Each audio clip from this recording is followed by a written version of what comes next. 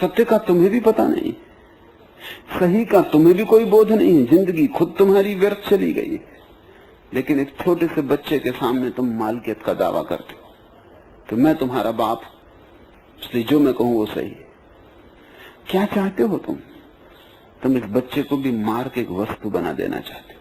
इसलिए अक्सर ऐसा होता है कि मरे खुरे बच्चे जिनमें जीवन की धारा नहीं है, माँ बाप उनकी प्रशंसा करते हैं कि बहुत आज्ञाकारी, जिनमें थोड़ा जीवन है, जो जरा उछल कूद कर सकते हैं, जो भागते हैं दौड़ते हैं, जिनको तुम दबा नहीं पाते, माँ बाप उनकी शिकायत करते हैं।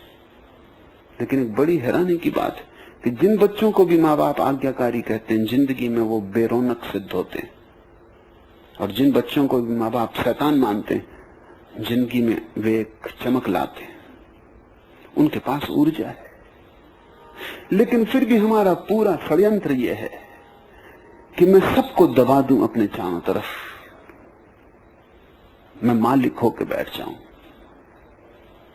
ये जो मालिकियत की इतनी आकांक्षा है, इसके कारण प्रेम का बीज फूट ही नहीं पाता। प्रेम का अर्थ है अपने अहंकार को विसर्जित करने की कला। अगर तुम सच में ही अपने बेटे को प्रेम करते हो तो तुम अपने अहंकार को छोड़ दोगे बेटे के चरणों में। बेटे के चरणों में भी तुम अकड़ के बाप नहीं बनोगे, और तुम चकित होगे कि तुम अगर अपने अहंकार को छोड़ते हो तो बेटा भी तुम्हारे प्रति अपने अहंकार को छोड़ देता है, क्योंकि हम एक दूसरे को सहारा देते हैं। नहीं तो बेटा भी दुखित है और पीड़ित है और रास्ता देख रहा है कि कब उसे मौका मिले। जल्दी मौका मिलेगा, धीरे धीरे तुम कमजोर होगे, बूढ़े हो जाओगे। वो ताकतवर होगा, जवान होगा, वो तुम्हें सताएगा, वो बदला लेगा, और तुम सोचोगे कि बेटा बिगड़ गया है, लेकिन तुमने जो बोया था वही तुम काट रहे हो। जब बेटा कमजोर था तब तुमने सताया, अब बेटा ताकतवर है, तुम कमजोर हो, अब बेटा सता रहा है। ये सीधा कर्म का नियम है। तुम वही काटते हो जो तुम बोते हो।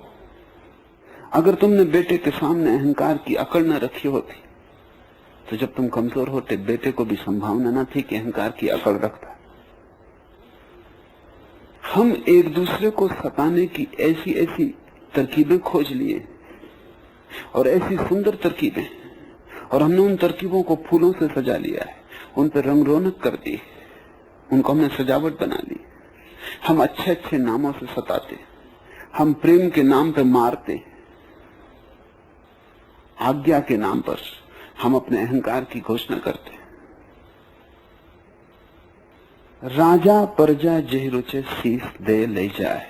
और जिसने भी चाहा हो प्रेम को, और ध्यान रखो, चाहा हो न चाहा हो, प्रेम के बिना तुम रिक्त रहोगे, खाली रहोगे, खाली घड़े की भांति। तुम्हारे जीवन में एक रुदन होगा, तुम उत्सव से न भर सकोगे।